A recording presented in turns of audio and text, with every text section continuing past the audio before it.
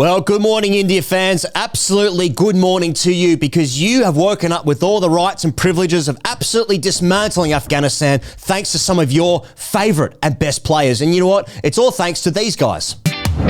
Now delivering in 10 minutes.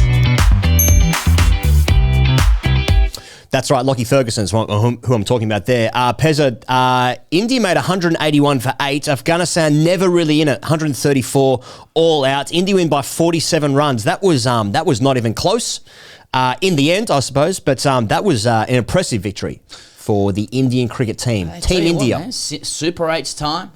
England made a statement in St. Lucia yesterday. India delivered a keynote in Bridgetown overnight. Nice. Huge implications. Comprehensive from the men in blue, not to be confused with Afghanistan. Similar-ish colours. I'm colourblind. Yes. Look it up yourself. I think, I'll tell you what, look, I don't know what it's like to walk in the shoes of an Indian fan, but that's a big win for the nation, I feel, in that the fans can know that the team is here, they're focused, they have absolutely demolished Afghanistan, put themselves right atop the group, and notable performances from players that matter. I don't think it could have gone better for the Indian team. Primetime Indian TV, slow deck at Bridgetown, and Afghanistan are the team that hipsters will say can do the business, and they may well against Australia. They nearly did in 2023. Right. Until polio got a hold of them, but as Glenn Maxwell the way he batted. Yeah. So yeah, it's a great result for Indians waking up this morning. First of the three things today, let's talk about Sky. Let's talk about Suryakumar Yadav. He finishes 53 off 28. Now, most player of the match awards in T20 eyes, Pezza. Virat Kohli, 15 from 113 innings. Suryakumar Yadav, 15 from 61 innings. Now, if you look at the scores from both sides, Suryakumar Yadav makes 53 of 28. Jasprit Bumrah has 3 for 7 or 4 overs, and you're thinking, well, my God, how come he hasn't got that award? But when you've actually watched the game and you actually see the trouble that India might have been in, they were 4 for 90 when Shivam Dubey was dismissed at the end of the 11th over. And at that point, it was thinking, well, this is exactly the kind of troubles that Afghanistan can cause in a cricket game. But for Suryakumar Yadav to compose that innings, to compile that innings, striking at 190 in the end, 53 of 28, 3 sixes, 5 fours. It was seriously impressive. Here's what Suryakumar Yadav has said after the game. Appreciate this, Pezza. When I play, I'm very clear in my mind what I want to do. When Rashid bowls, it's very difficult to pick him. I know what shots to play when I'm inside. He's the best bowler in the world. You can't let him dominate. You have to be a step ahead. Now, I think the best bowler in the world actually plays for Suryakumar Yadav's team, in my opinion. Me too. But so he's absolutely done him there. Mate, some of the sweep shots from Sky. What's Jasprit thinking there? Yeah. All right, mate. Settle down. All right, jump in the nets. Let's see if you can 360 me. Championship. Some of the sweep shots and just the general leg side play from Sky, from like 2 strips over on the offside, it's so imperious. It makes you wonder, like, how do you actually bowl to him in this sort of form? Because he has been good in this World Cup so far. But I also think there's like, in a broader sense, there's a pattern here developing in the World Cup, I think, where games aren't being won in the power play like they were in the IPL, for instance, in that high scoring.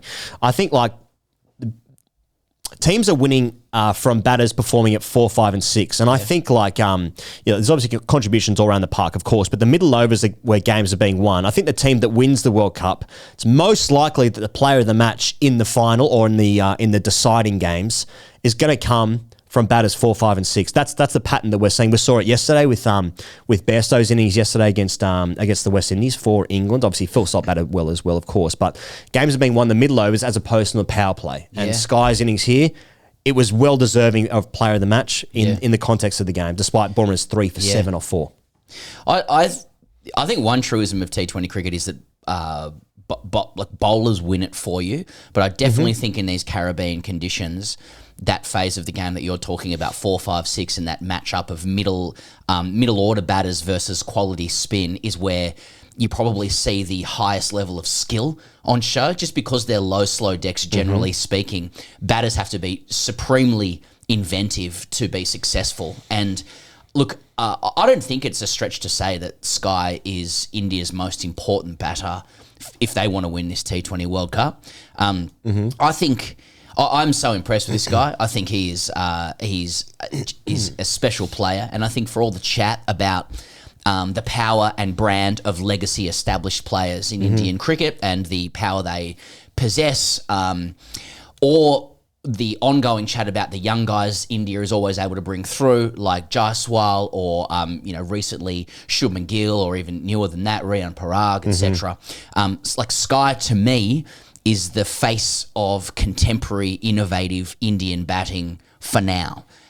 He's the guy playing a brand of cricket like at the cutting edge of the game. So he's the player in the Indian team who is taking the game forward for the rest of the world to see. Yep. He's unlocking and revealing new possibilities. He's the player that kids will watch and go like, I'd like to bat like that. I haven't seen that before. We talk so much about the potential of India, 1.4 billion people who live and breathe the game more than any other country. And the excitement around what kind of diamonds that scenario can unleash. And I think Sky is that diamond for India right now. He plays a game at his ceiling that nobody else can play. And I think Indians wake up this morning and see what he's done. He's been looking good through the group stages. He's fixed the team today with something quite brilliant on that deck. And you think, this is a player at his peak. This is his time right now. He's the fulcrum of the team. He's the danger. He's also the face of how bright and exciting Indian cricket can be. If I'm an Indian fan, I'm getting excited about that kind of innings. You know, he's a guy at his peak. If India lifts the trophy, he's the guy to take them there. I know that Rohit and Virat are the faces of Indian cricket, and for good reason. But these guys are closer to the end of their careers than the start. That's good shout. This is Sky's time. Yeah. Right? And he's looking good. How old is he? 32? I think it's early 30s stuff.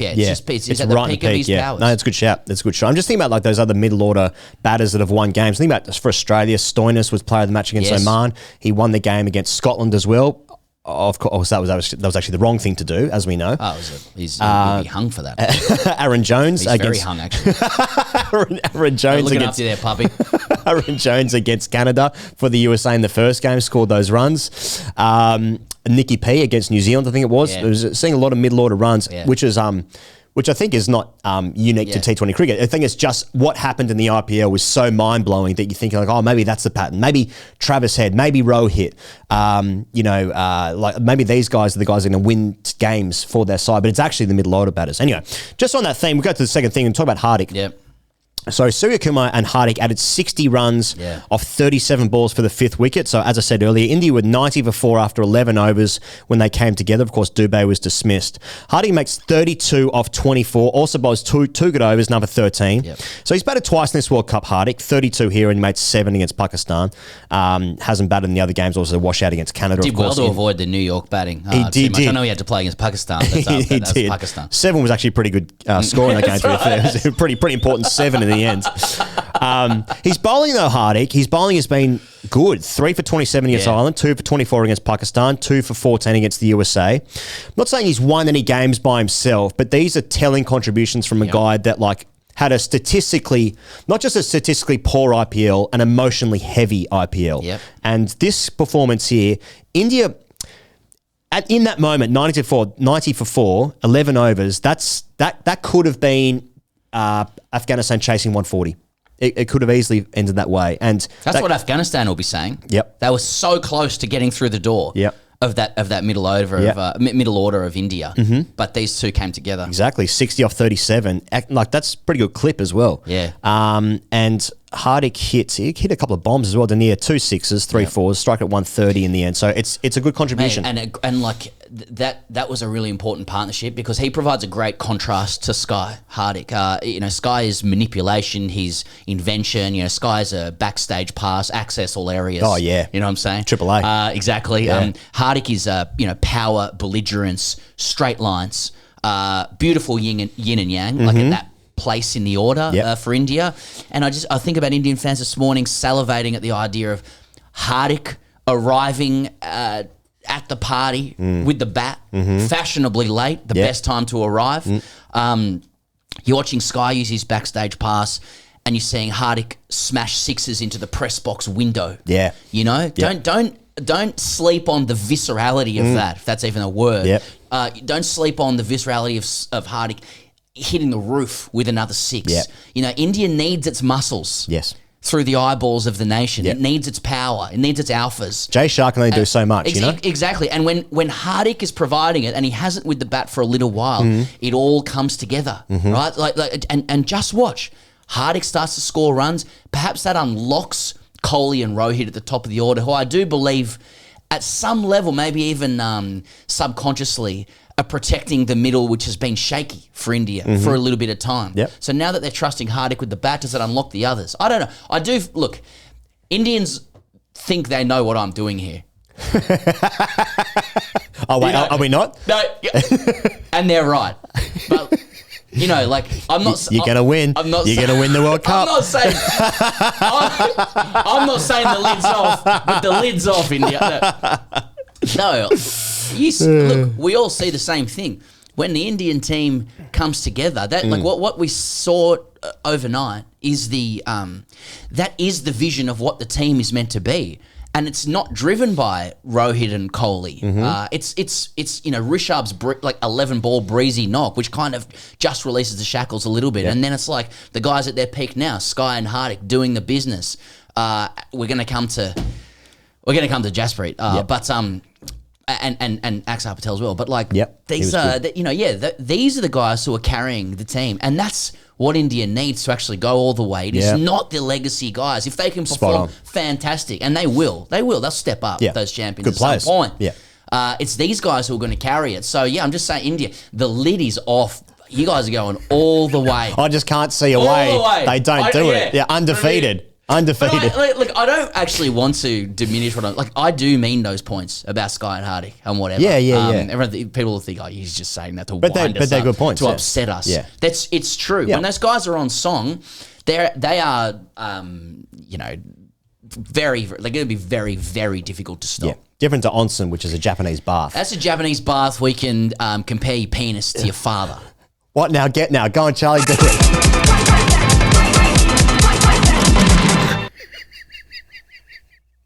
I wanted too many serious Yeah.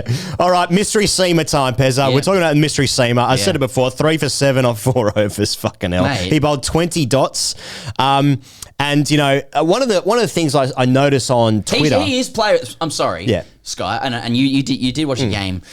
He's 3 for 7 or 4 as player of the match. I'm sorry, like there's got to be a point where one would think there's got to be a point where they're like, we can't just can't just give it to him all the time. Like my kid's at school, you know what I mean? Like the same kid gets the award in the assembly. It's like, all right, we get it. We get it. Okay, you know what I mean? Other kids need to be encoured here. Yeah. Now, one of the nice things that we epileptic fit here. one of the nice things that we see with the Indian cricket team playing at the same time.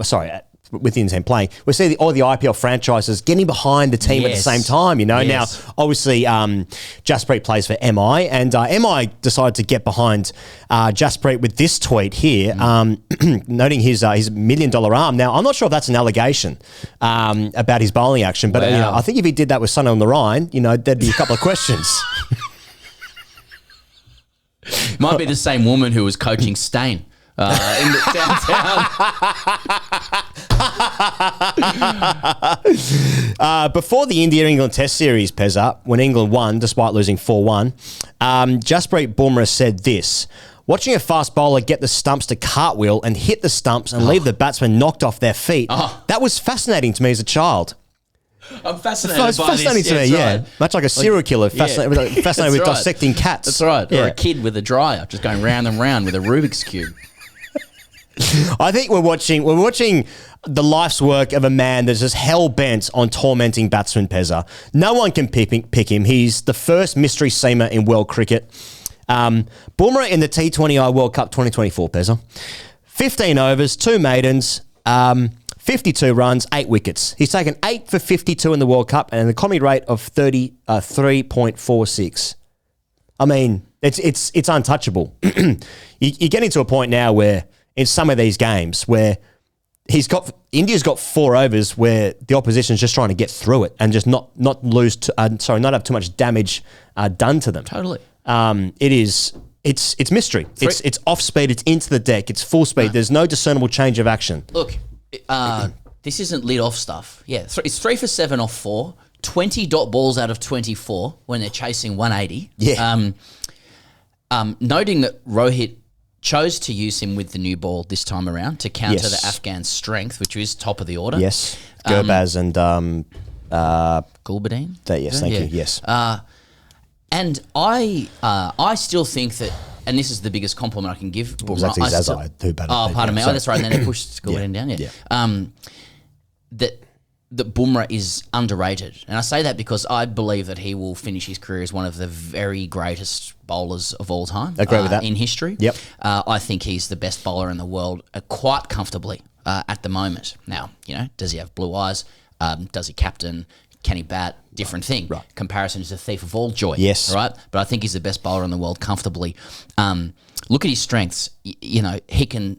When he wants to, he can swing the ball like Jimmy Anderson, Wasim Akram. When he wants to bowl the nastiest bouncer that he can be as nasty as Kirtley, and the West Indies guys. When he goes to England, he can pitch it up. When he goes to Australia, he can pull it back. Yeah.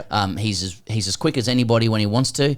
Unlike a lot of the greats that we talk about, he's done it across all 3 formats. He's probably the best bowler in the world in all 3 formats.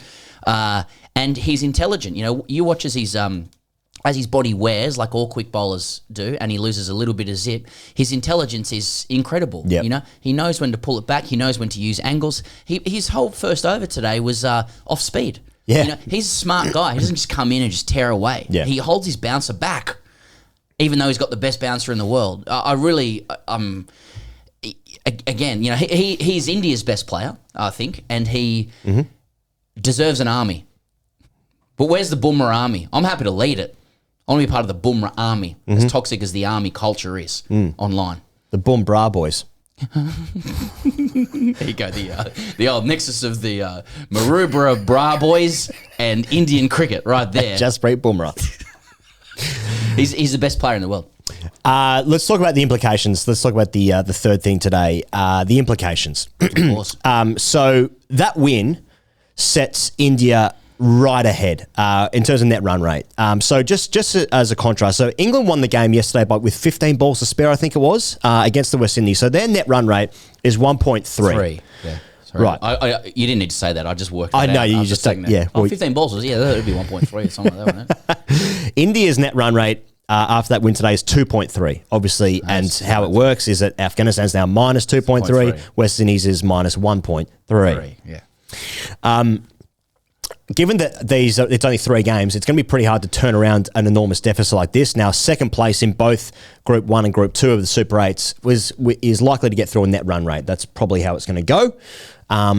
So I'm saying that heavy of a defeat is going to really hurt Afghanistan. They'll now need to win probably their next games. Their next couple of games. Now they need to win. They need to win. Win some games. Now they need to win some games. Yeah. One game into the Super 8s, and it's like, well, I guess India's through. Pretty much, yeah. It's too early to say, but it's a big statement win, and it's not sudden death, but it's there's 4 teams in a group, and it's just top 2 goes through, and it's a round robin. So every game is sudden death adjacent, really. Yeah. I'm just saying, net run rate. Yeah, when you smash a contender. Yes. Best result possible. Right, exactly. So the next games in this group, obviously there's another game this morning, Australia time that is, which will be Australia and Bangladesh. So we'll be covering that game here on the channel, of course. And then Bangladesh and India are on Saturday night. That's India time. Afghanistan, Australia, Sunday morning, Australia time. Those are the next games coming up. Thick and fast. If only. But it's all to play for. It's all to play for. It's all starting to heat up. But that was an impressive performance. All right, hashtag AskTGC. Got a couple here for you, Pezza. Charlie, pick up whichever one you want. Rafa Nice said, hashtag AskTGC. Why do y'all don't cover Bangladesh matches? Did Pezza miss his flight for Dhaka traffic? Thus the hatred or what? Hatred. Why do you hate Bangladesh, mate? So, what's the logic there? We haven't covered Bangladesh games, so I hate the nation. Yeah, because you were stuck in That's traffic. unlike YouTube commenters to be emotional. Yeah. And we're actually going to cover a Bangladesh game this morning. Irrational, yeah. So we've said from the outset that the games we'll cover would be England, Australia, India, and Pakistan. That's what we said we cover, plus every single game of the Super 8s. Right.